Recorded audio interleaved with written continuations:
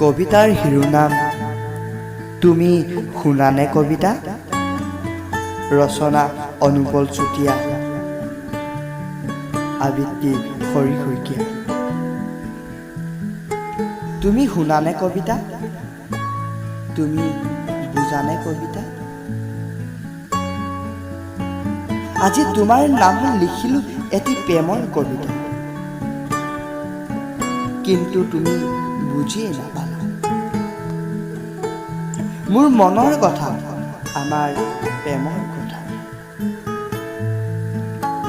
আমাৰ প্ৰেমৰ ৰছীডাল ইমান চনকা আছিলনে? আমাৰ প্ৰেমৰ বিশ্বাসবোৰ কপাহৰ দৰে কোমল আছিলনে? এজাক ধুমুহা বতাহে উৰুৱাই লৈ যোৱাতকৈ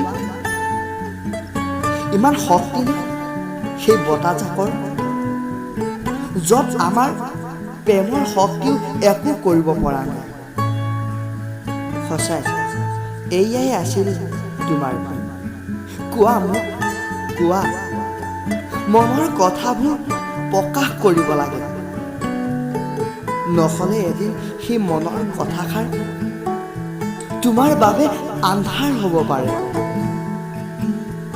তোমাৰ জীৱনলৈ অন্ধকাৰ নমাব পাৰে। সেইবাবে কোৱা মোৰ প্ৰিয়া, মোক বুজি পোৱা।